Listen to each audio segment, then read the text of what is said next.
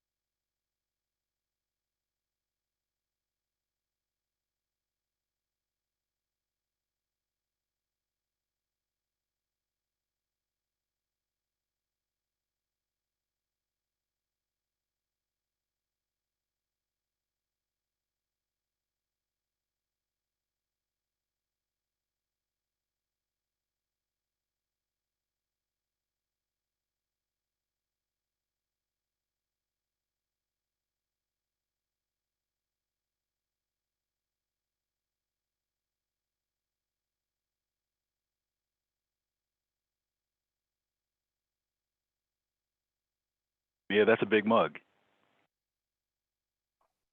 Yes, it is. It's been a long day. I know what you're saying.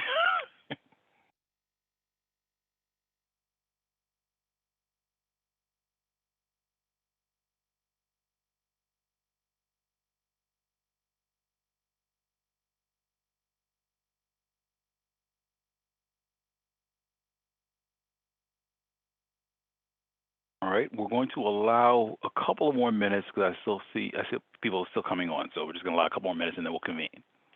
Call the meeting to order.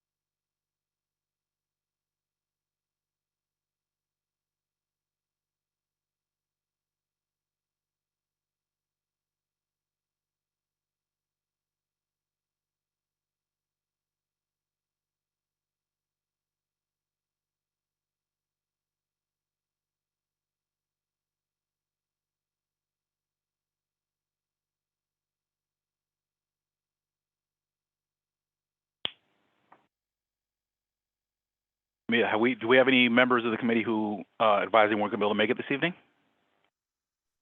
Yes, Ted Pilcotti advised he had a medical matter to attend to and wouldn't be able to make the meeting. Calista did advise that she'd be in the meeting, but having to leave around the 8 o'clock hour. But she should be in shortly.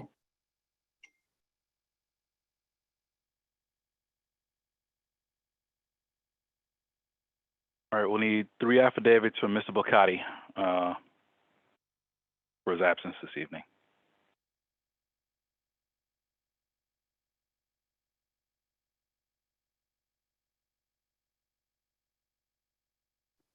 Hello.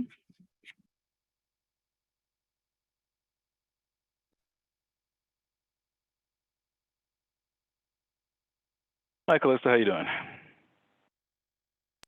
I'm good. How are you? Can't complain.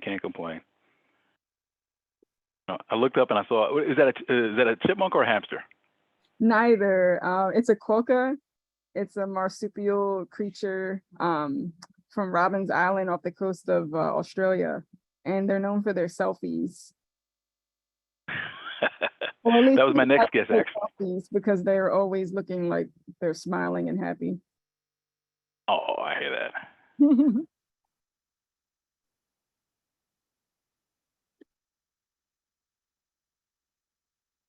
Okay, all right. So with that, I see the time is now 7:06. I want to be respectful of everyone's time so we can move the agenda. So we're going to call the meeting to order. Mia, would you be able to take minutes? Thank you very much. All right, so just a quick roll call. Stuart Balberg. Yankee Pearson. All right, Ted, is it Ted or Tom Pilcotti? I believe it is Ted Pilcotti. Okay, all right. So I just have it as different. So Ted Pilcotti, you said he has a medical emergency, correct? Yes. All right. So please please put him down as excused. All right. Felice, I saw you before.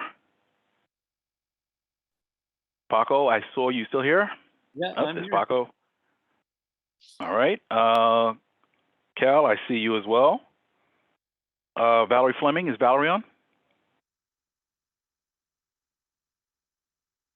Okay, I don't hear Ms. Fleming. Stanley Greenberg, I see you here. All right. Oh, and Mia, please add Jeff Granum to the roster for the committee. Welcome back, Jeff. Yes, thank you. All right. Also, as an administrative matter, could you also add Mr. Granum to the roster for last month on the minutes and mark him as present?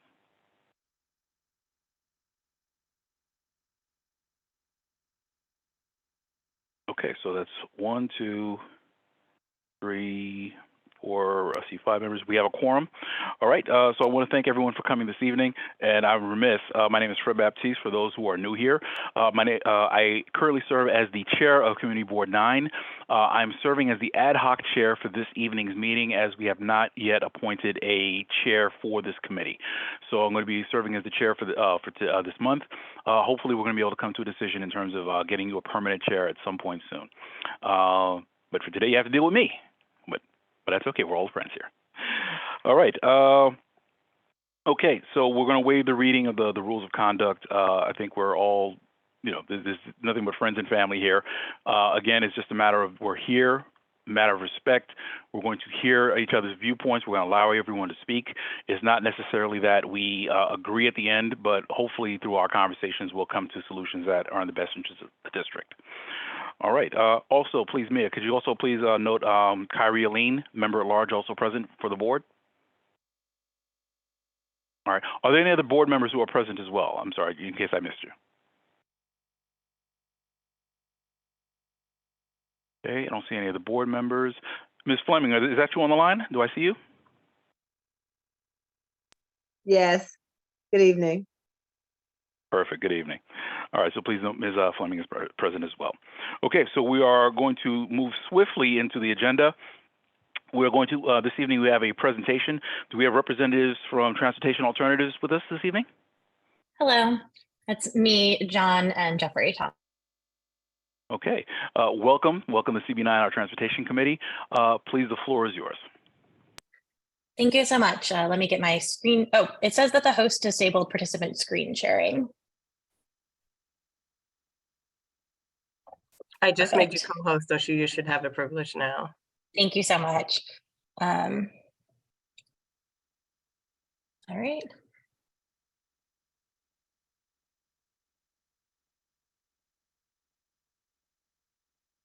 Can everyone see my slides?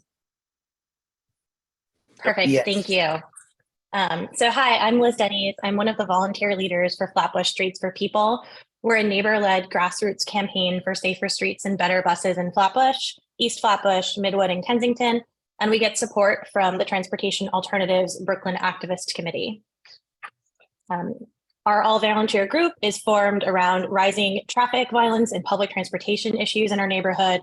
Just this year through September, 5 pedestrians and 1 driver have died in crashes in these neighborhoods. It's been the site of 177 severe bicyclist injuries, 333 severe pedestrian injuries, and 1,194 severe injuries to drivers.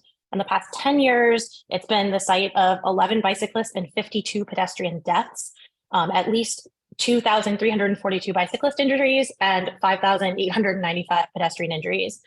We know that these are also, the injury counts are undercounted because it's only severe injuries that have been reported to NYPD. Our campaign meets on Zoom on the first Tuesday of the month, and we've been engaging with staff from Councilmember Joseph and Councilmember Lewis's office at these meetings. And just today, this morning, the driver of a tractor trailer struck and killed a 25-year-old woman who was riding her bike on nearby Parkside Avenue, which isn't a designated truck route. Her life got cut short way too soon, just for trying to get around. And you know, these tractor trailers just don't fit on the streets in Flatbush. They regularly endanger people walking and biking, and we need more safety measures to make sure that our most vulnerable road users are going to be safe no matter how they're getting around. And furthermore, our campaign is named Streets for People because we're concerned about making our streets work for everyone for generations to come. We mostly walk within our neighborhoods. We depend on buses to get around the city. Some of us have been hit by cars, some of us bike, some of us drive. And we've noticed that these modes are a lot easier and safe. Some of them are a lot easier and safer than others.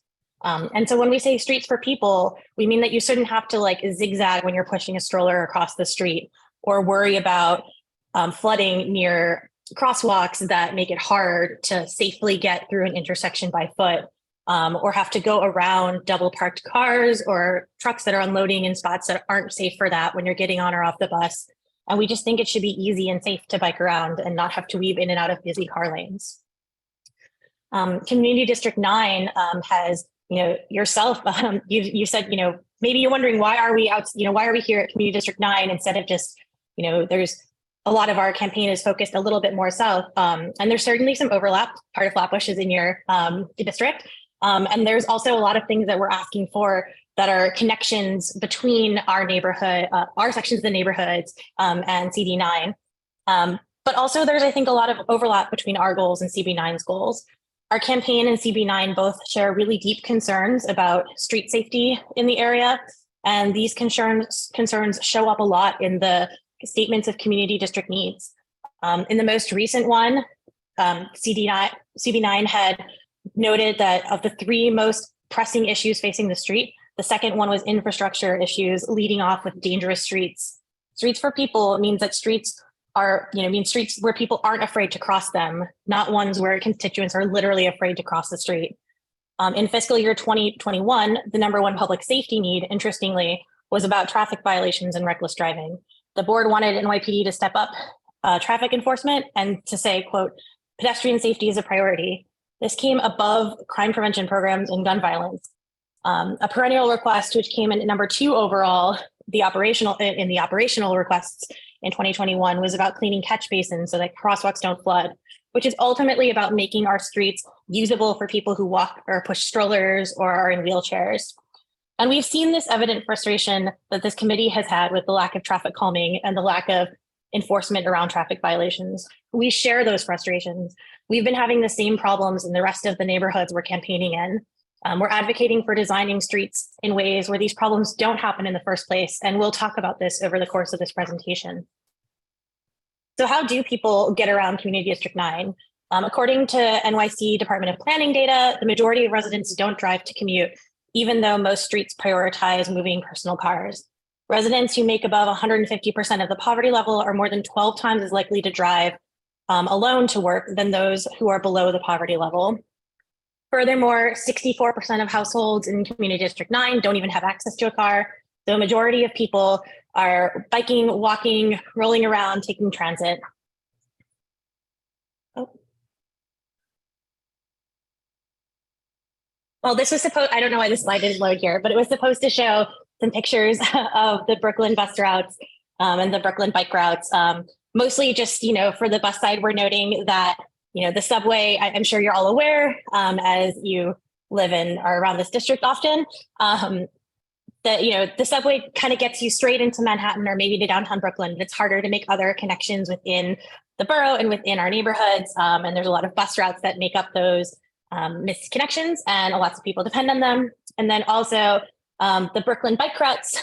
There's not a lot in this area. There's a lot more denser, closer to Manhattan and closer to downtown Brooklyn. But you know, if you're trying to get around this neighborhood and nearby neighborhoods, it's really difficult to do so safely. And we hear the need for safer ways to get around through active transit when we talk to people in the area. Additionally, this is a map from NYC DOT. It's their identified Vision Zero priority corridors at intersections, which is places they have identified as having disproportionately high pedestrian and cyclist fatalities and severe injuries. And you'll notice that CD9, which is highlighted, has a lot of corridors that come up as this. A lot of these are very major wide streets. They're very important to getting things throughout the district, throughout Brooklyn, throughout the district. And they have a lot of very important businesses that are wonderful there.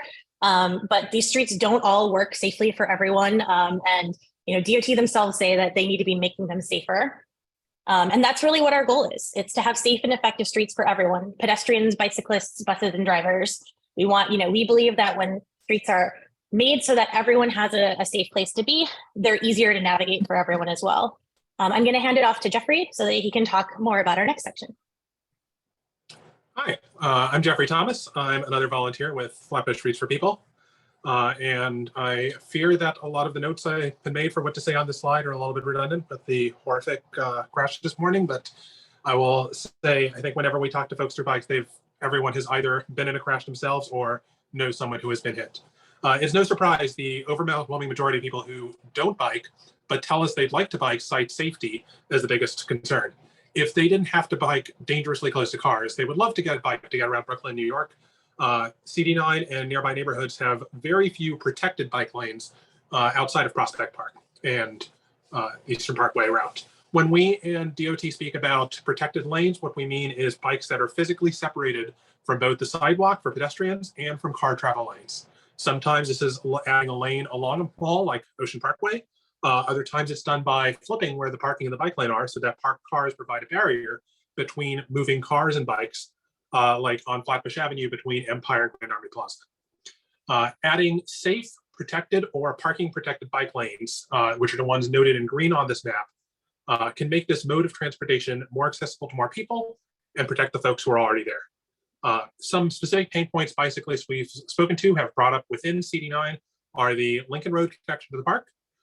They're still waiting on a new protected bike lane along Prospect Park, finishing out that connection. And all the paint-only bike lanes, which are noted in blue on this map, are regularly blocked, which force bicyclists into traffic with cars. And I'm also going to add, I think you can see the lack of connections on this slide. There are some protected bike routes. It is very hard to have a complete sort of trip that goes through them. And I think that was, from what we know, essentially what happened this morning. On the next slide, one interesting thing from NYC DOT's data is that protected bike lanes, this is from throughout the city, improve safety for all road users, pedestrians, bicyclists, and drivers. As DOT's data here shows, protected bike lanes bring a 61% increase in the number of bicyclists, only a 3% increase in serious injuries to those bicyclists. And there is also a 15% decrease in all crashes with injuries, 15% decrease in serious injuries to drivers and passengers, 21% decrease to serious injuries to pedestrians. So we're not advocating solely for bicyclists here, we're advocating for all road users. On the next slide, there are other ways to improve pedestrian safety, especially at intersections. 55% of crashes in NYC occur at intersections. DOT's toolkit has options for reducing crossing distances with curb extensions and pedestrian safety islands. Both of them also prevent cars from making turns at high speeds. Adding raised crosswalks will both calm traffic and make people walking more visible. They make it easier to cross with a wheelchair or a stroller or with your dog, especially on rainy days. Many of the neighborhoods we campaign in also have issues with narrow sidewalks, and widening them improves pedestrian flow and discourages vehicles from speeding. Like I mentioned, all these photos are from DOT's toolkit. They are tools that DOT uses heavily elsewhere in the city, just not quite so much in our neighborhoods. And I want to note one more thing about these measures. Liz was mentioning the Community District Needs Survey, and we've seen you've got regular problems with things like reckless driving, cars not yielding to pedestrians, and enforcement has just been lacking there. We're advocating for self-enforcing streets, so to speak. All of these measures prevent cars from treating the roadways as raceways, as you put it in the needs report, and they force drivers to notice pedestrians when they're crossing intersections, when they're making turns. So that's what we're asking for in terms of targeting safety improvements directly for pedestrians and cyclists. And now I will hand it off to John to speak more about bus improvements. Hey everyone, I'm John Pouliot. I live on Church Avenue now, but I work on Franklin and Dean, so I'm a pretty regular CD9 person. And so one of the top things that we hear about the bus is it's slow and it's unreliable. So when you have to get to work, school, doctor, church, whatever, you cannot rely on the bus if you want to get there on time, or like I do, I have to wake up half an hour early to make sure that I actually get a bus, even though I live on a bus route that theoretically comes every 5 minutes. One of the things that DOT and the MTA have tried to do is put buses together that go all the time, every 2, 3, 4, 5 minutes. You can see the B41 in this image on Flatbush Avenue, but I'm a regular B48 rider as well. And the B48, you regularly see people with bags or walkers or strollers waiting 20, 25 minutes. That is not a person that's able to get to things in their life and do things that they need to do. So in Community District 9, there's this organization, the Transit Center, that grades the buses, and some of the buses are A's, B's, our buses are D's. 12% of the routes are bunch. So that's like 1 out of more than every 10 buses. It's just impossible to get places on time. And the average speed is only 5.9 miles per hour. Where the speed limit is, sorry, there's a car alarm. When the speed limit is 25% or 25 miles an hour everywhere, that's a huge problem. It's also a matter of equity in the city. Non-white Brooklyn residents are more than twice as likely to rely on transit than white Brooklyn residents. So if we're not making the bus and the trains work for everyone, we're disproportionately affecting them. And the other thing is that a lot of the subway stations in New York, as many of us know, don't follow the ADA guidelines. So if you need an accessible way to get around and can't wait for the access ride, or you can't wait for somebody with a handicapped vehicle that can pick you up, you are charitably screwed in getting where you need to go on time.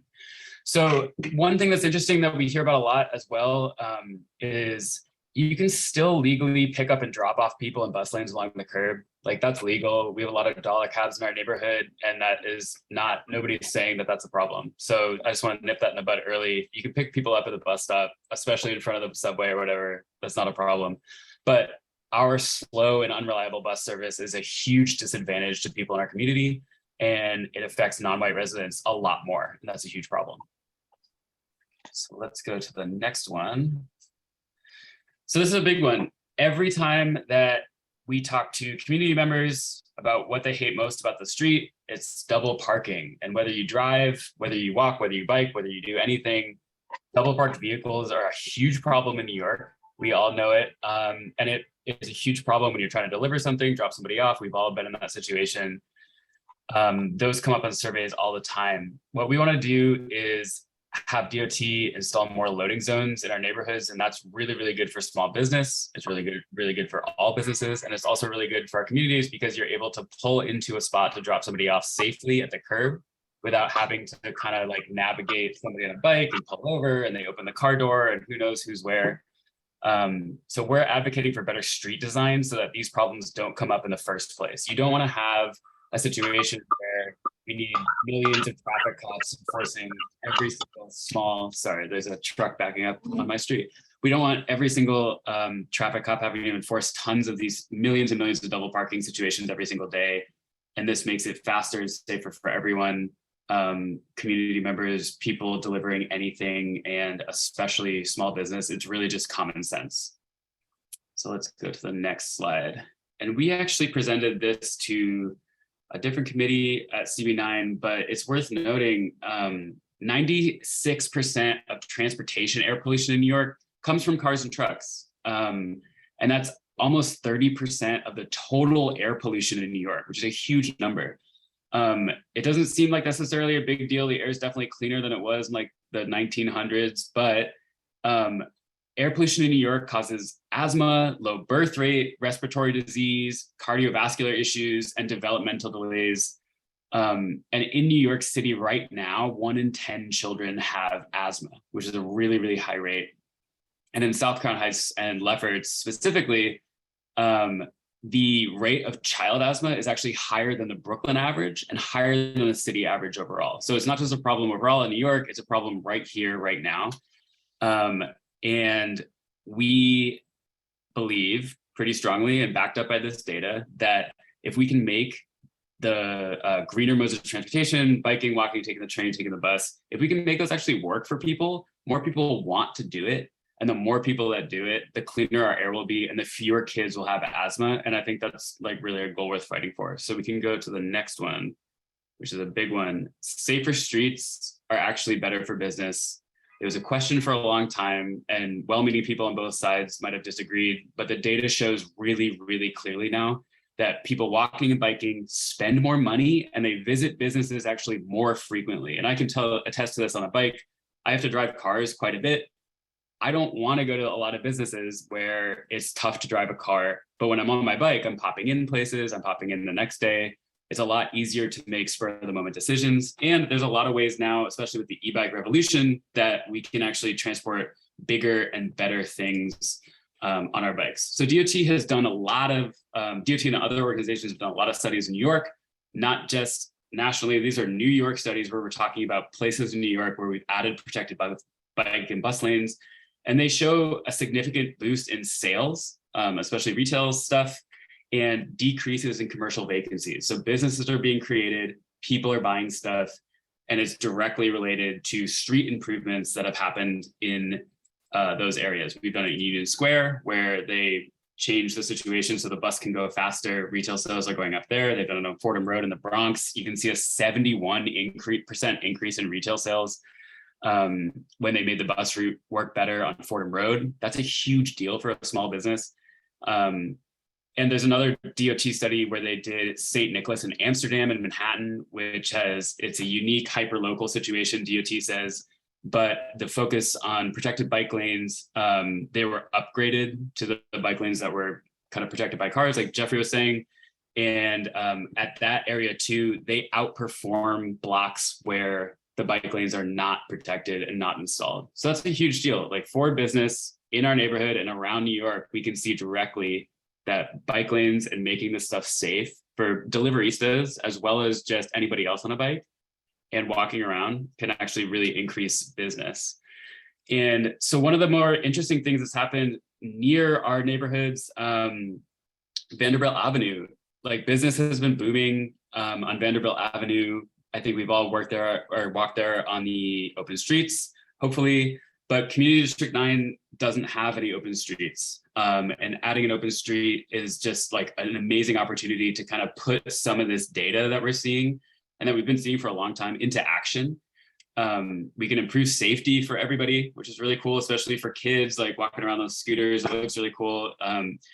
We can boost businesses in those areas, and we can provide more space for community gatherings. Like it's hard to even imagine the possibilities when you don't have an open street. And then when you have an open street, there's so much going on that we can't even imagine. And it's just a really cool thing.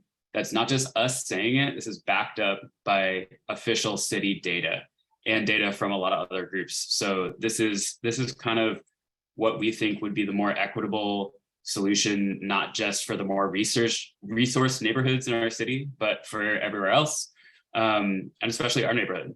I think we deserve something like that. So we want to thank you guys so much for taking the time to hear us. We love talking about this stuff. And again, we have meetings on Zoom.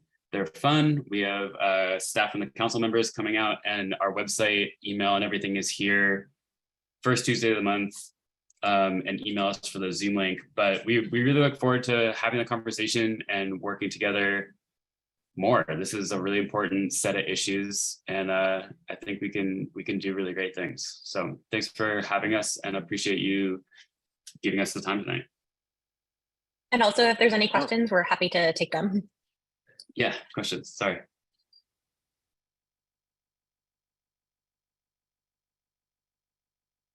All right, are there any questions for transportation alternatives? Police, was that you? I think you broke up a little bit.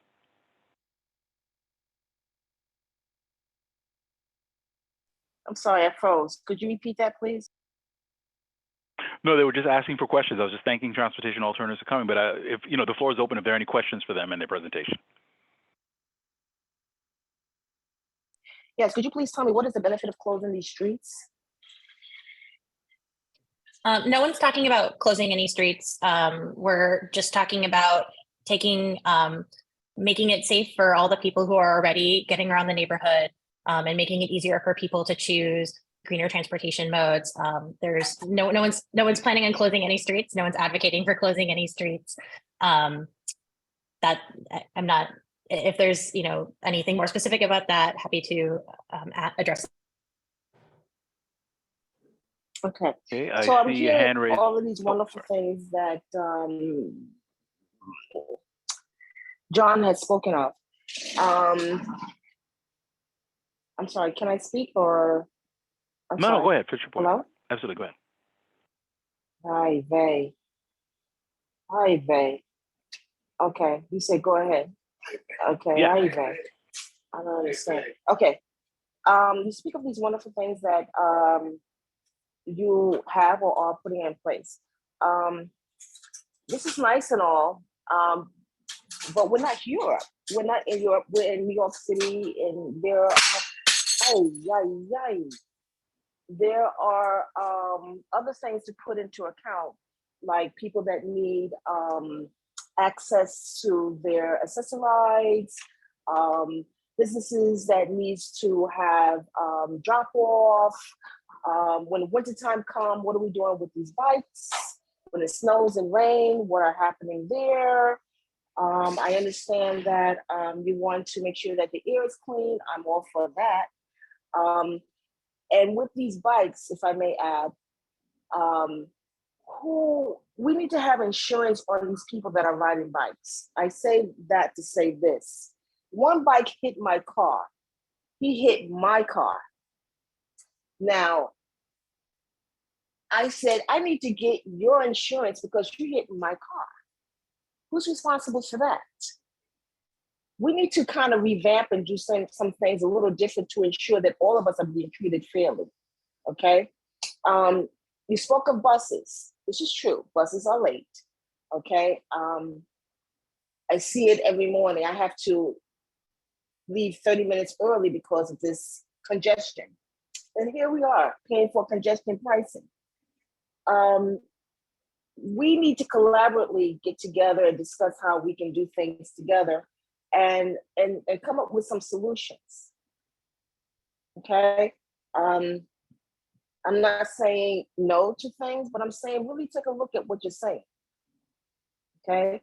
I lived here all my life, especially here on Washington Avenue, to see the various changes that took place, which is not in a good facet. It certainly is not. Okay. I've asked for speed cameras. I've asked for also trees to be cut because it's covering lights. And I'm right across the street from the Botanical Gardens. Okay.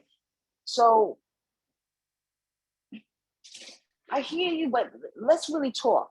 I mean, I'm hearing all of this talk that you're speaking on. It sounds good, but let's really talk. Let's break it down, in what you're saying. Thank you. And I think that. I'm sorry. Oh, I'm sorry. Go ahead. No, go ahead. No, I don't want to interrupt you. You're good. Yeah, no, I mean, I think that what we're looking at here is that there's not a cookie cutter solution that's going to happen everywhere. I think what's being discussed here are like the different options, the possibilities that could happen, because I think we want to try and find that balance between, making sure everybody's able to get around, but making sure everybody's able to get around and safely. So I think that that's the conversation, and I don't think we're definitely going to cure that this evening, but I think that this is at least things, I'm happy that we're starting this conversation and they're bringing this, because it's going to be something very pertinent to this district, especially as they're looking at the B41, the corridor, the rethink for that.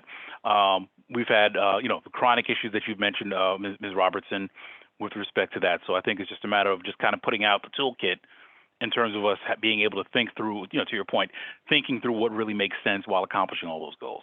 And I'm sorry, I cut you off, Mr. Pulio.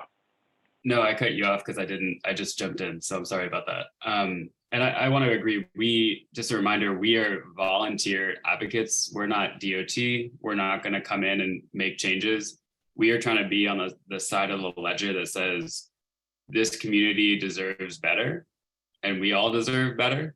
And we start having this conversation for real with DOT, because I think you're right. A lot of issues that you mentioned and that we mentioned have been ignored for decades. And so we're not trying to say everything in our slide is now the gospel and it's going to happen, because we're just advocates and this entire thing is driven by community participation only. So we want to make sure that conversation is happening just as much as you. And we want, all of us to be a part of that and not just have it kind of handed down from on high like it has been for so many decades. So totally agree. And I think Liz had an Open Streets comment if you want to jump in, but if not, no big deal. Yeah, I have two quick things to add to that. First, on open streets, part of the reason we brought up the idea of having an open street, which most open streets operate a very limited amount of time. The DOT ensures that there are ways for people who are driving to still have good access to everything. You're still able to drive to businesses, drive and drop off and pick up near, every block on Vanderbilt Avenue, for instance, like the cross streets, they're still available. You can still get around. But I did want to just mention that part of the reason we brought it up is because people who've been reaching out to our campaign from the area of Community District 9 in particular have noted the lack of an open street as something that they miss, because they've gone to them in other parts of the city and want to have that in their neighborhood as well as an option. Right now, DOT's process for that is very community driven. So certainly this is going, if there were to be an open street coming in, that would be something that would be a long conversation with a lot of community stakeholders to make that happen. And certainly, just a small group of advocates from the neighborhood no one's going to change that.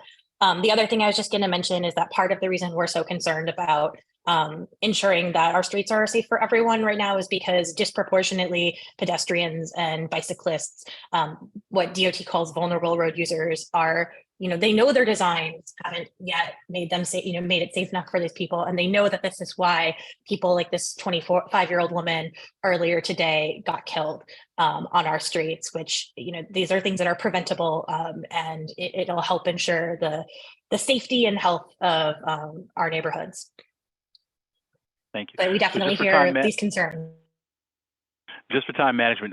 So Janet Joy, I know that you've had your hand up. Stanley, I see you as well. Are there any other questions? Anybody else wants to ask questions or have comments? I'm going to put my hand up when you get past the others.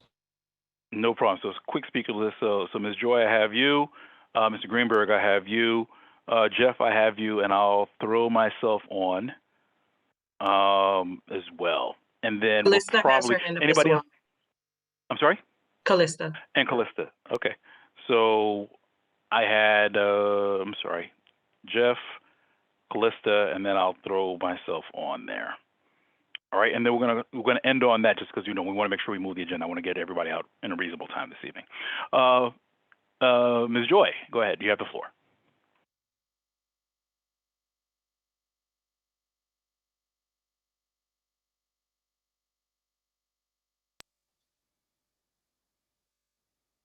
Ms. Joy, can you hear us? I think she's frozen. Is it me or is she frozen? Yes, I believe her profile picture is frozen. Okay, we'll come back. So, Mr. Greenberg, go ahead. You have the floor. We'll come back to Thank you. I just want to thank everyone from TA for coming and putting all this out there, because we haven't had this discussion enough in the community board. And I'd also like to say that I've heard so many times New York isn't Europe. Europe wasn't Europe 10 or 15 years ago either.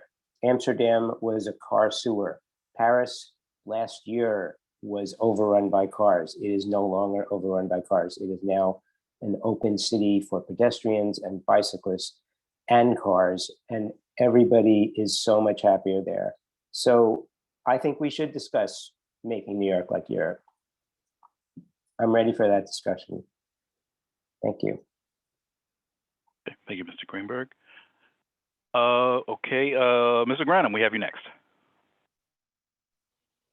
Hey, good evening, everyone. I'm pleased and saddened that the accident that took place was brought to everyone's attention by our guests. I found out this afternoon, shortly after it happened, and I had made up my mind that I was going to bring it to everyone's attention if it had not been brought to our attention by someone other than myself. So I certainly want to express my condolences to the family of the young lady who lost her life this afternoon, right on a corridor that has been the subject of discussion with this committee over the last year or so. And these accidents always, I don't want to say they hit home, but I have two members of my family who are active cyclists or alternative transportation users. And I've seen my share of accidents. So it's always troubling. One of the things that it may be too soon to speak on is what really happened today on Parkside, because Parkside is one of the corridors in CB9 that has benefited from the installation of a protected bike lane. And I think one of the guests made a comment that it was not, the accident today was not at a location that had a protected bike lane. I might be wrong, but I know for a fact Parkside does have a protected bike lane. And so I don't know if anybody knows if the protected bike lane was being used or what happened. And the only other question I have to our guests is there a campaign that might be mounted, is in the works, where education of the roads, education, like let's say this person didn't know there was a protected bike lane. I don't see a campaign to make folks aware of all of the infrastructure upgrades, all of the rules of the road, because what's the point of making these improvements if folks don't know that they're there, if folks don't know how to protect themselves from a 4,000-pound vehicle? And I'll admit, I've seen them operated recklessly too often. So I think it would be a worthy thing for there to be some sort of public service campaign that really drills down on how people who are biking, skateboarding, any of the alternatives can protect themselves and use the things that are being put in place for them. Thank you. So I think we were just going to respond a little bit quickly to that. We don't know all the details of what happened in the really horrific crash today. We do want to, we are grateful that there's a Parkside bike lane. One thing that has come up a lot in our meetings is that there aren't good connections into that lane. And also, depending on where you're coming from, there might not even be good signage that it's there. Like, it's entirely possible that if you never connect at Park Circle, you just see on the very west side of that lane, you kind of just see the parked cars, and it's not obvious that there's a lane there necessarily. There could be a lot better signage for it. I would note that I think there are efforts that kind of are the organization we get support from to better educate folks on things. And I know that council members, including in this district, Councilmember Reader Joseph, for instance, had given a I believe she passed a piece of legislation or presented, I forget what it is, the details exactly, to educate all road users better about biking, that's the point of entry that anyone has to our roads, is that education. So I think that's something that's very much on people's minds as well. I think Jeffrey might have had a couple other quick things to say about this. Yes, I wanted to say, because I probably did not say it super clearly, We do, yes, there is of course a protected park bike lane on the north side of Parkside. I take it that's my route. Probably exactly the route the woman from this morning took was my route to work. North on St. Paul, take a left on Parkside. It's really about the connections. It's really about the ability to have a a network where you can get where you want to go safely. You're going from a specific point to a specific point. There aren't good ways to get from at least our neighborhoods onto those protected lanes when they break up like they do between Empire and getting back to south end of the park. There aren't good ways to continue. So yes, there is a lane. There are few good options to get onto that lane. Those intersections I've seen myself are particularly dangerous to get there. Okay, thank you very much for that. Next I have Callista. Hello. I just want to thank our the Flatbush Streets for People for coming to present today. I've certainly agree with a lot of the suggestions that are possible for our neighborhood in the presentation, from definitely better bus, a better bus network that moves people along quickly. I myself am a transit user, and I bike as well. And I find it very distressing and saddening that, people have to get injured or lose their lives for the city agencies to actually take action. And it's one reason why I'm so passionate about being on the transportation committee and, putting in a word for those who, the majority of residents in our area who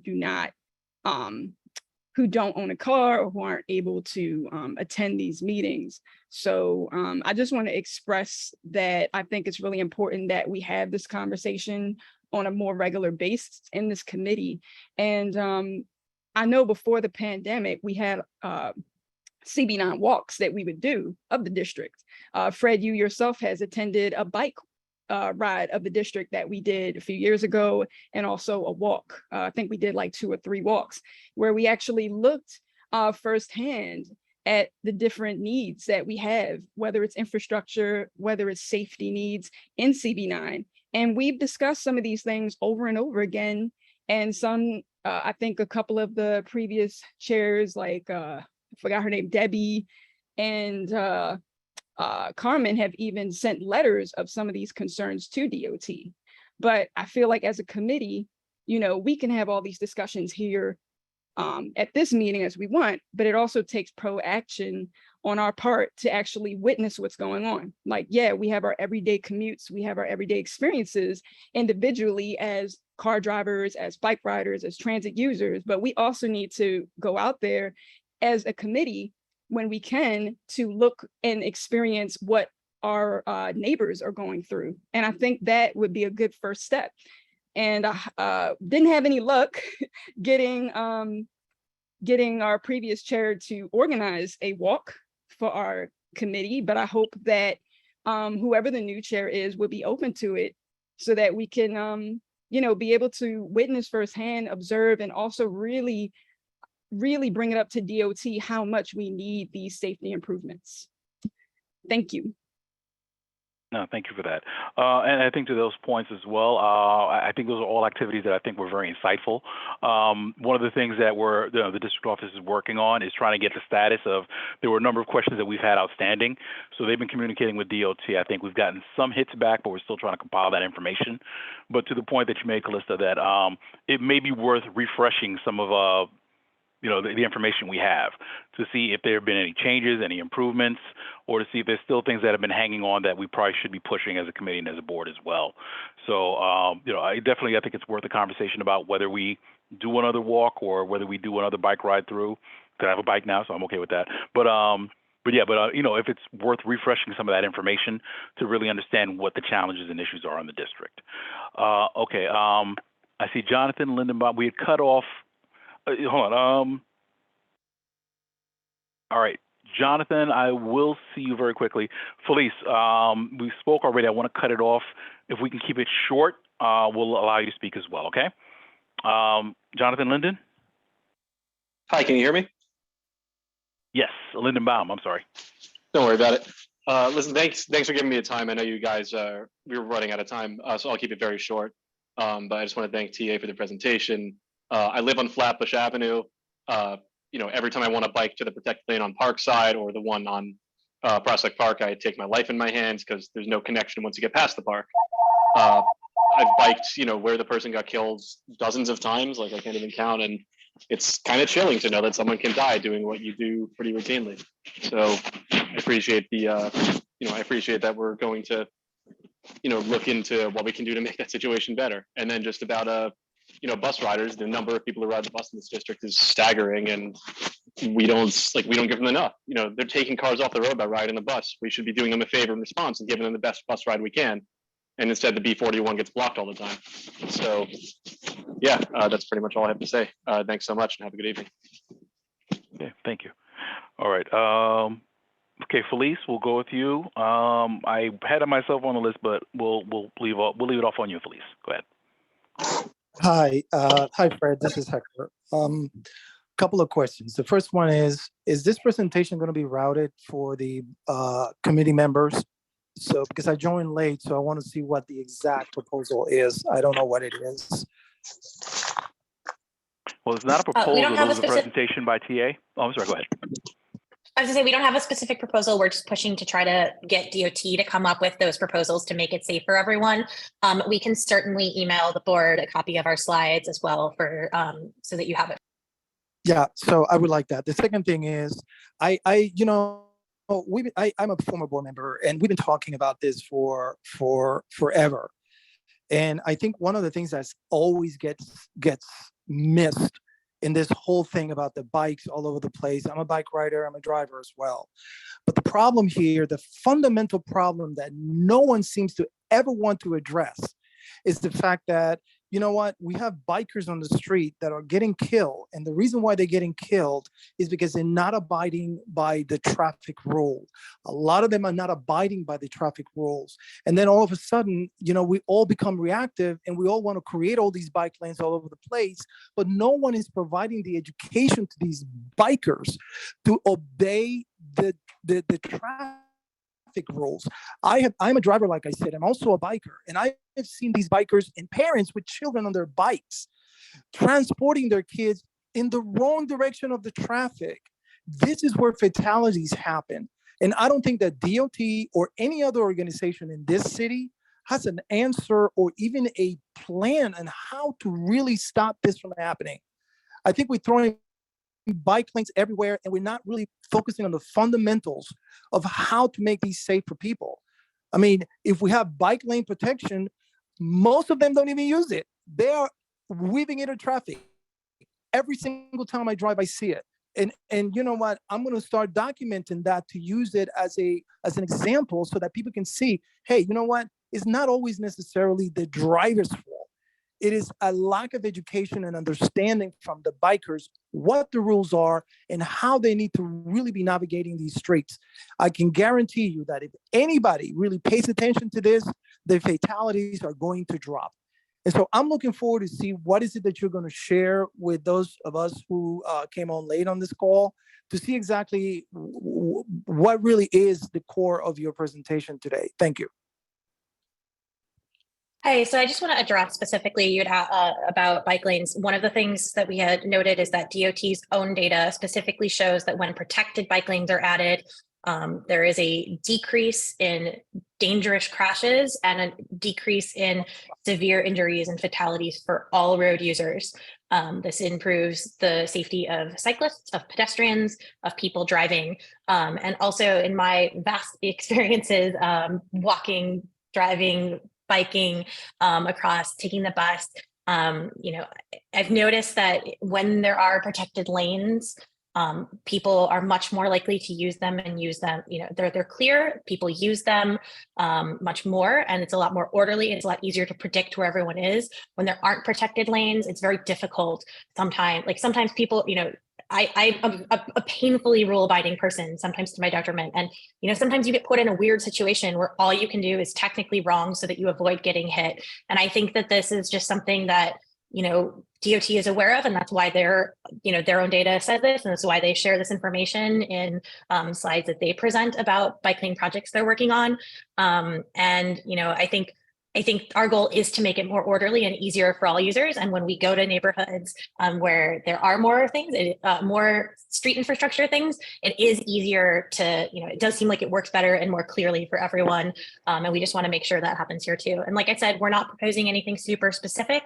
We're just raising awareness of these, of the traffic violence and the injuries and fatalities in the area, and hoping DOT uses this heightened awareness to make sure to figure out all the details of where's the right place to put these, how do we design them to make sure that every mode of transportation, it's easy and safe on that street and still works. Yeah, I appreciate that, and I think that I hear what you're saying, and again I appreciate it, but when I'm sitting in traffic, Hector, I apologize. I apologize, Hector, but one quick comment. We have to move. We Yeah, have one to quick move. comment. I can't have the back and forth. I get it. I get it, but I don't want the committee and the people on this call This is to be under the absurd. impression. No, understood. But the thing is, there'll be more extensive conversation. We're not deciding on something now. I think we're Okay. getting the viewpoints. That's good. And there'll be plenty of time where we'll have more of these conversations. And I really put it out to everyone in terms of, okay, so now that we've gotten some of the conceptual things out there in terms of that, some of the work we do is how do we operationalize that? What do we do to make it real? So if it's a safety program, what do we need to do? Who do we need to enlist to get those things done? So definitely, I didn't want to cut you off with that one, but I want to make sure we're able to finish this. But stay tuned because there'll be more of this. We'll have that conversation. And we need to get the entire community involved in this conversation. Absolutely. The entire community. Absolutely. And that's the only way it's going to work. All right. I will see two last. I see iPhone. And I thought I saw Nolan Levinson had his hand up, and even though he left us, I will still recognize him anyway. iPhone. Hi, everybody. Sorry, I forgot to change my name. But I live on the southern end of CP9. And I just want to say to what was just brought up that I could make the exact argument against drivers in the other direction. And I think that we get into these ruts where we keep discussing back and forth who's in the wrong, when in reality, I think we have a moral responsibility to make sure that everybody's safe on the street. And I think that's what the presentation was about. It was about showing that, we can redesign roads with the latest technology, with the latest insights and data from the city and also around the world. And we can make sure that they're safe for everybody. Okay, thank you for the comment. Okay, we will see Nolan. We'll close on you. All right, thanks. Good to see everyone again.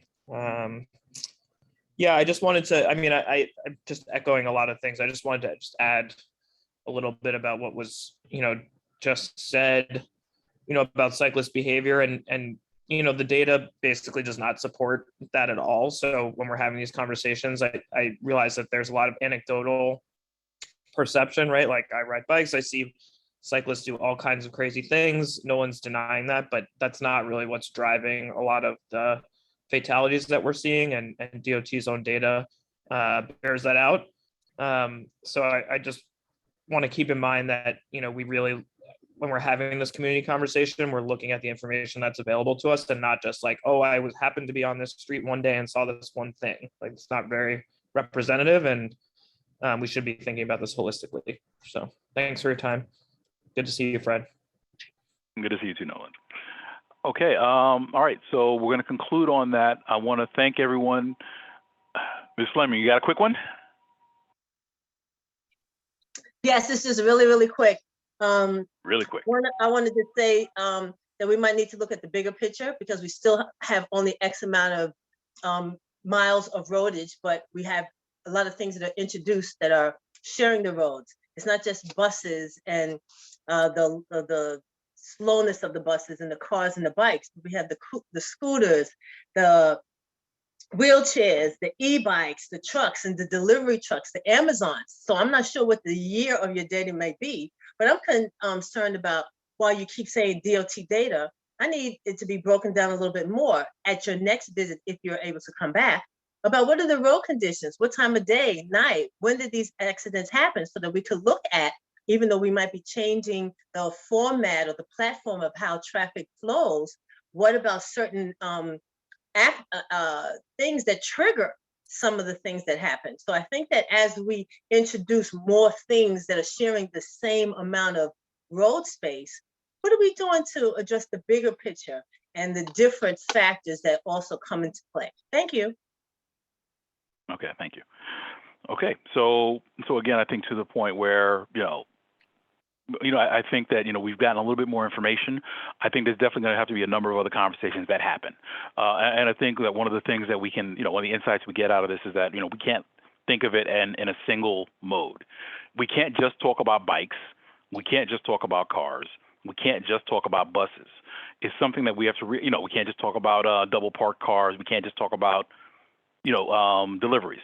All those things have to be talked about in conjunction because all those are the entities that have interest in the streets in New York and in the CB9. So it'll be those, there'll be a lot of conversations that are going to be having, coming forward. But I think that this is a great start in terms of that and bringing the information that we're going to need. So with that, I definitely want to again thank all of the representatives from Transportation Alternatives. You'll probably be getting invited back to share information and insights. We're going to be having a lot of conversations. One of the things we have coming up is the B41 rethink.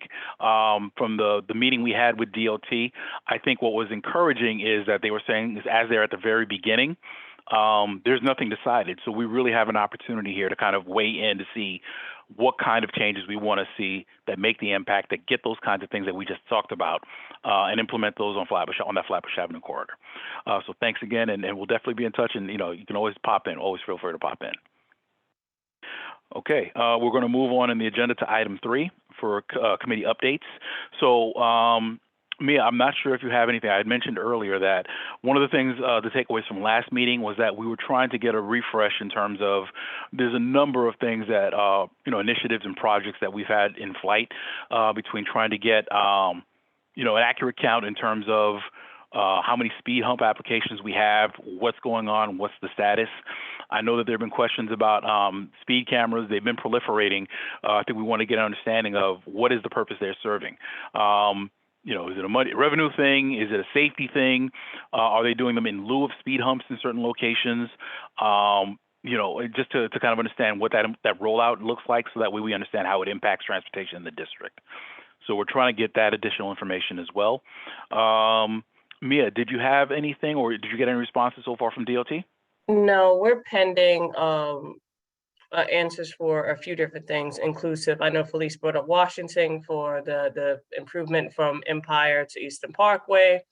They definitely have to respond with regard to have they done the community outreach to Prospect Heights, to the Clara Barton, because the data that they used was outdated, as well as the numerous pending speed hump requests for Leffords and a few for Lincoln Road, and a few other requests that we have pending that just are a lot at this point. So hopefully we're creating an Excel, something that Diana could update for us and we can just track moving forward to make it more efficient. And I'm asking anyone from the committee, if you remember anything that you believe to be outstanding that you think we didn't address, please just shoot me an email at the office so I can add it to the list and track it moving forward. Thanks. Thank you very much for that, Mia. Are there any questions for Mia while we have her there with regards to any of the outstanding stuff? Mia, I'll send you a few specific things that I have on my list, but I'm a little, I guess, frustrated by. I feel like we're trying to do both things. Like, of course, we have these individual things, but Fred, you just said we also can't look at this individually, and we just keep looking at all of these things individually, and these meetings are the same for the past 5 or 6 years that I've been on the committee, and yes, everything is shared on the street, and we're not going to solve everything in a day, but we very easily could mirror what many other CBs have done and ask for a comprehensive bike lane study, a comprehensive crosswalk study, a comprehensive, we can isolate some of these things that one department at DOT can fix and do it in a, it's both the holistic way of looking at it as well as these individual things, because I mean, like, yeah, I know Mia has a very long list. I have like 10 other things to probably add to it. That it's so frustrating. DOT is incredibly understaffed. They have so many vacancies. Like, they're not going to catch up.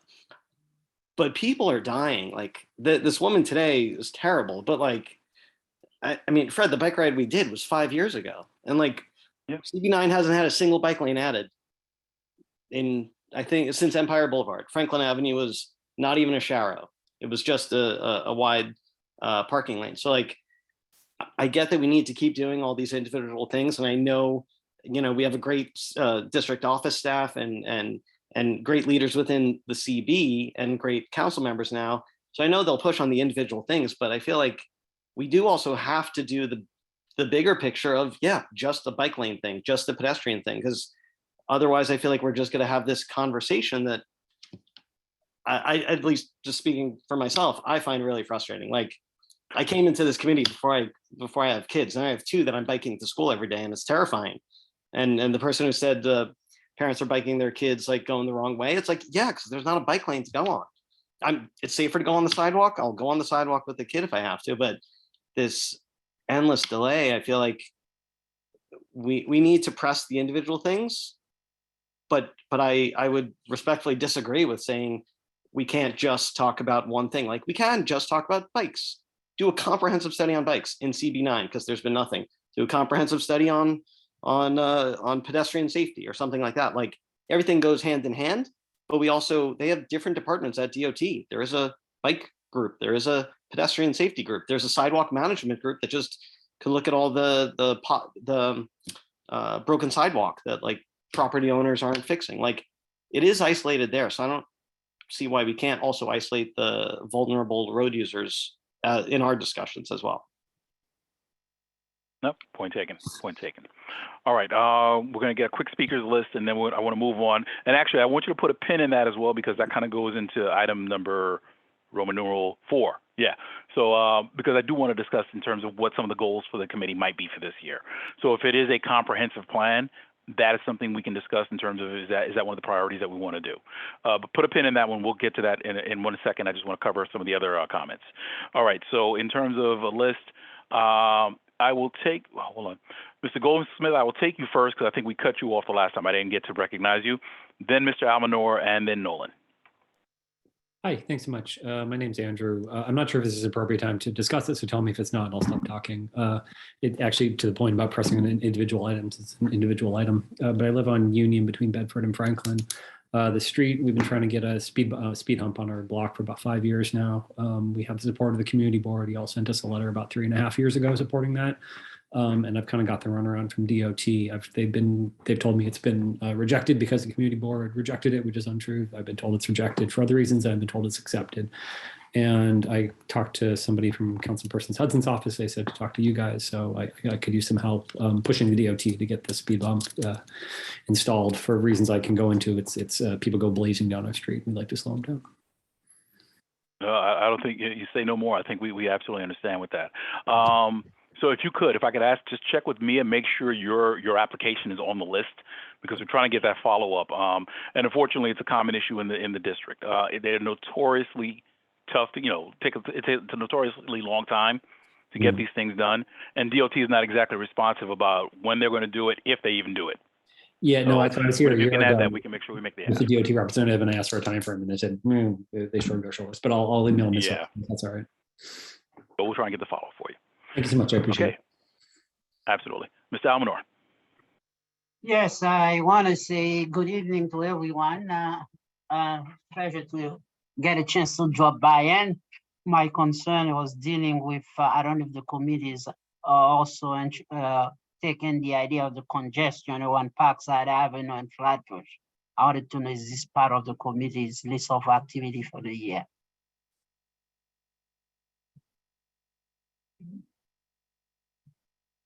Yeah, I think that's part of what we're probably gonna, and I guess that's one of the topics in item 4 as well, in terms of what the priorities are. So it's good that you're putting that out there, and that's something we probably should be looking at. That's a tough one, but definitely I think it's one of those things we should probably be discussing in terms of where the hot spots are. Okay, and I saw Nolan. I'm sorry. There you go. Yeah, so thanks for recognizing me again. And this is really building off of what Paco said, but I'm kind of wearing a few different hats, right? I was on Community Board 9 for a couple of years. I actually worked at City DOT for many years.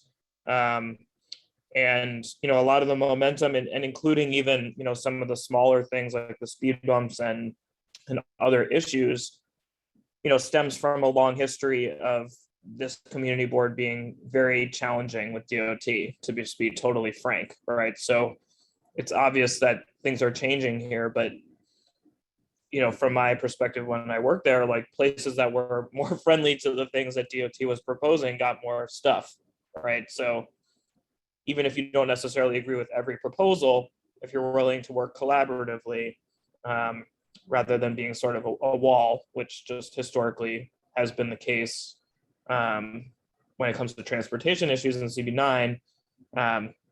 So there's a lot of undoing that needs to be done, frankly. And coming together as the community, and I feel like that's why this presentation is so great, having these people here, is that there are a lot of people who live in this community who want to see these things. It's not just DOT comes down and proposes these ideas. So we really need to work as a group here to change that relationship with the city, so that we do start getting those things, even if it is just speed bumps and street trees and sidewalk repairs. Okay, thank you very much for those points. Okay, all right, so let's go to item 4. And I guess this is really going to kind of speak to some of the points that have been brought up in terms of where are we going? What are we doing? So, I mean, at this point, I guess it's an open floor in terms of if there are things that members, we had kind of put this out at the last meeting, but if there are priorities or projects that we want for the committee to work on, the board to work on, this is the opportunity for us to kind of put it out there. We can create the list and then we can pare it down from there depending on what's more achievable, or we can group things together. But I think it's going to be important for us to, in terms of setting what the marching orders are going to be for the rest of the year as a committee. So Paco, I think one of the points that you had brought up is that you wanted a comprehensive study of bike lanes in the district. Is that correct? Absolutely. And I'll triple check the minutes, but I believe Franklin Avenue was the only bike lane, which is a bike route, which is nothing really. It's just paint. It's not even a sharrow, it's just paint. I think that's the only thing within CB9 proper. We've talked about Parkside, which is technically not in CB9, and we've talked about Flatbush Avenue, which is technically not in CB9. And at some point, perhaps, I know COVID delayed everything and Parks is always delayed, but the Ocean Avenue bike lane is supposed to come. I guess that technically is CB9, but there's no date on that. So unless I'm mistaken, Empire Boulevard, which I think was like 10 years ago, was the last bike lane actually installed in CB9. And that, the amount of biking that has increased in the last decade is astronomical. And then, as was mentioned, it's so many other uses too, that like there's more people biking. City Bike is supposed to come within a few months. I think just to do our due diligence of the people already on the road, let alone more people coming, we absolutely need a comprehensive bike lane plan from DOT, let them present it to us, and then we could critique it and say, no, this is a dangerous place, this is a good place, or have you considered this? But the fact that there's been nothing, I think, is worrisome to me. Okay, no, duly noted. And Mia, if I could ask, while you're scribing, if you just take a note of these, so at least we can start a running tab, and we can kind of at least come back together and just see where we are with some of these. Are there any other recommendations in terms of projects that people want to see us start taking on for the district? And you don't have to feel pressure to do it this evening. Absolutely, we can still, you can send that into the office and we can compile it. But is there anything else? I think Mr. Almanor, you had said that Parkside corridor you wanted to have looked at? Yes, absolutely. Yeah. Because the traffic, there are some suggestions, especially in the morning. I used to be on my way to work when I go to work. And then like today, there was an accident on Parkside that really messed up. So what we're having is the truck rerouting into certain streets and making really a real mess. And I think one suggestion would have been to, especially in the morning, to have at least one side, no parking until 10 a.m. So that way you facilitate the flow of traffic there was also suggestion to put hours on that intersection between Parkside and Flatbush to facilitate the turning and minimize that because it's very congested. People coming from the train and you have the B12 and all the stuff. So this is a very congested area at certain times of the day. So this is something we should definitely pay attention to. So that's more or less my concerns are. Mhm. Okay, thank you very much for that.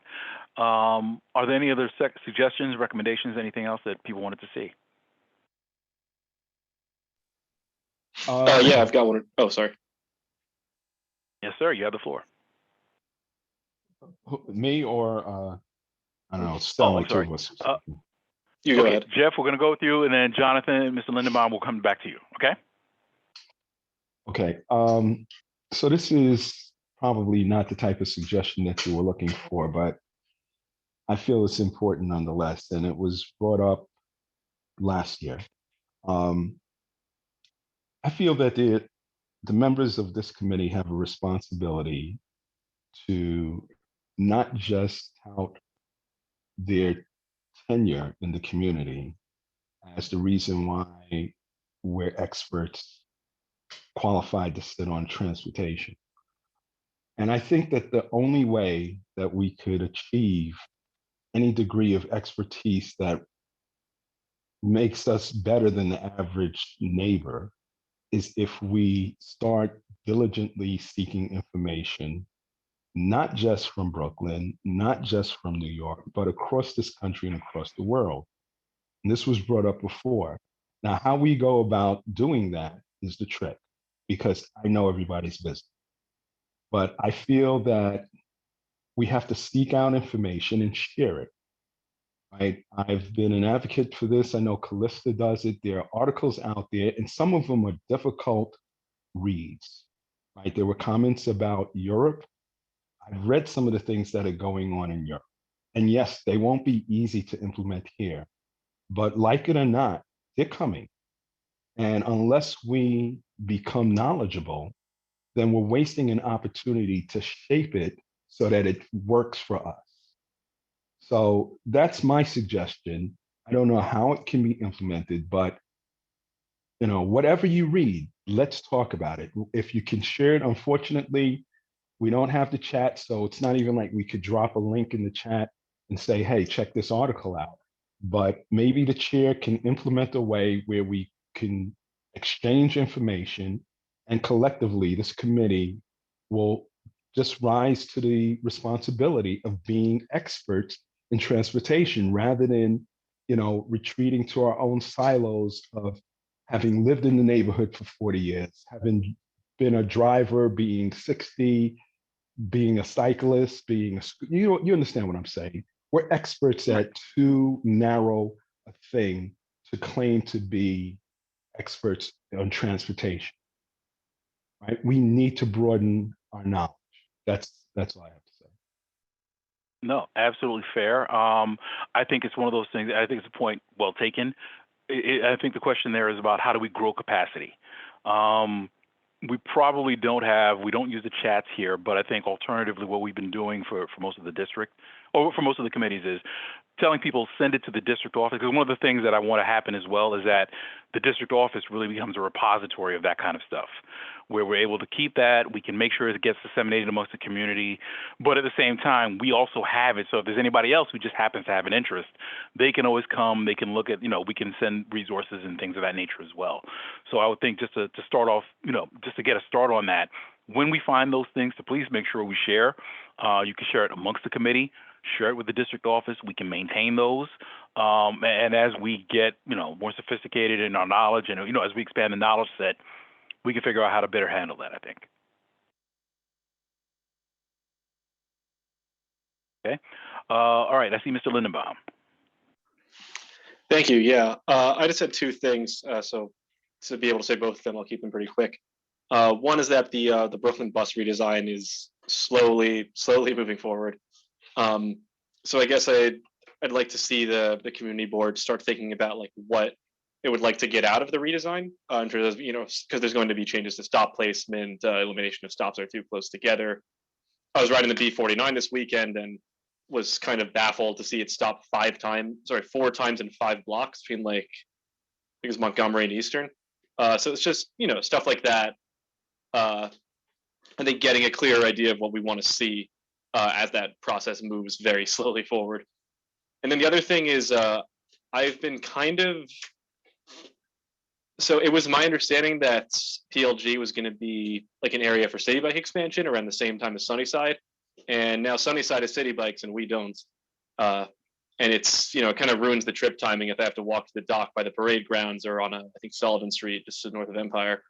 So I would like to see the city reach out and try and speed the process along and expand city bike to the neighborhood, because it would really improve my transportation ability.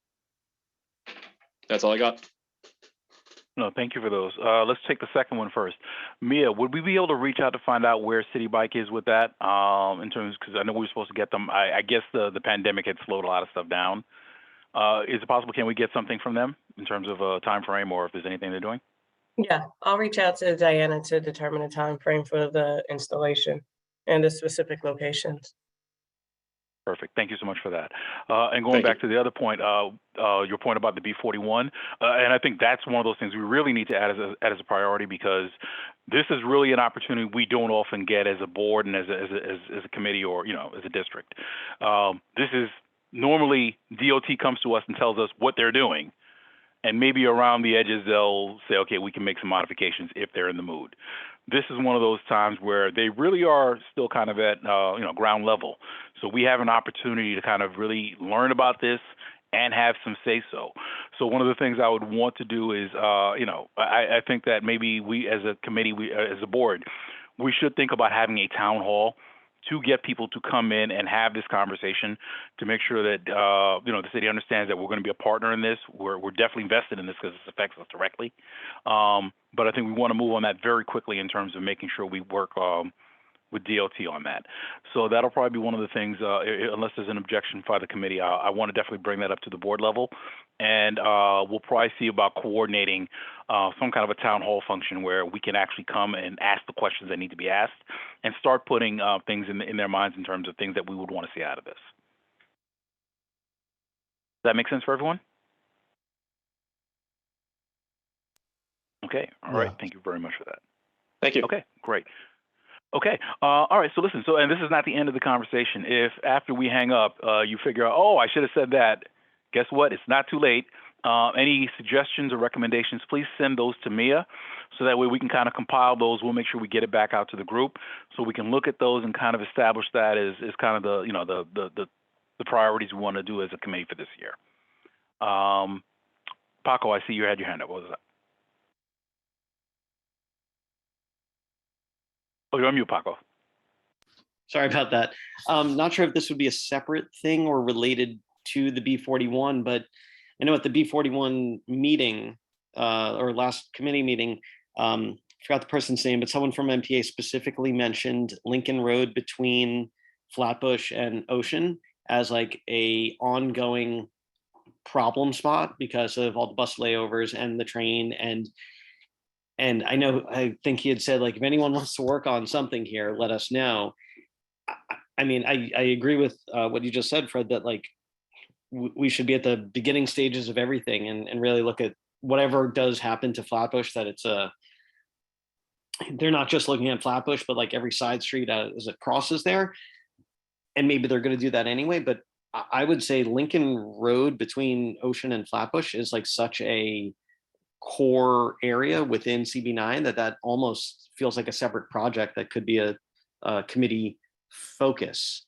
We've even in like downtown Brooklyn, they're toying with different variations of shared streets or bus only streets or whatever it is.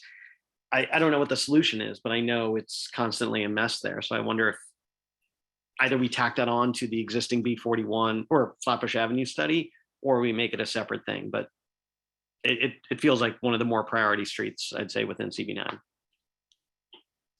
Okay. No, absolutely. We can add that to the list as well.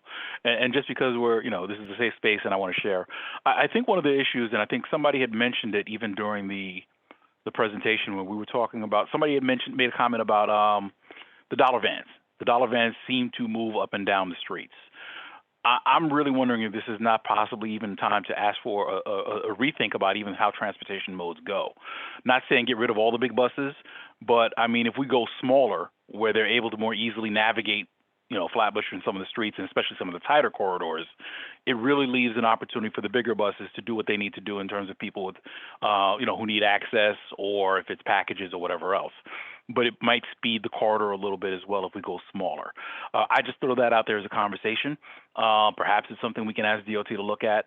But I just wanted to share with everyone in terms of, that's a thought I've had as well.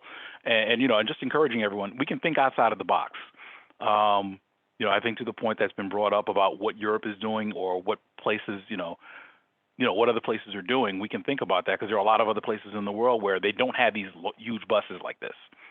Transportation modes tend to be a lot smaller, and why not? There's an opportunity, especially if they're smaller. There's opportunities to go electric, take some of the large, the pollution off the roads as well, while still accomplishing the goal of moving people down, down the corridor. So I throw that out there, and this is something we definitely discuss a little bit more as well. Okay, but anyway, in any case, that's all I have. Again, if anyone has any thoughts after this, please feel free to reach out to the district office, and we can relay that and make sure those, that everyone is kept in the loop with respect to that. Still working on a chair. We'll see what we can do as soon as we can. But I think one of the things that I wasn't worried about this group, because you guys have been doing it for years now. So, I know we'll get it together, but you guys are going to keep this pushing forward, and I thank you for that as well. All right. So with that, I have nothing else unless there's any other business. I'll entertain a motion to adjourn. I make a motion to adjourn. All right. Moved by Jeffrey Granum. Do I have a second? Second. Seconded by Stanley Greenberg. All those in favor, please say aye. Aye. Aye. All right. Everybody else wants to stay. Okay, we're going to stay then. All right, the ayes have it. We stand adjourned. The time is 8:27. Everyone, thank you so much again, and we will do this again in a month. Okay. Good night, Okay. everyone. For your Take time. care. Good night. Even. Good night, everyone. Be safe out there, guys. Good night. Absolutely.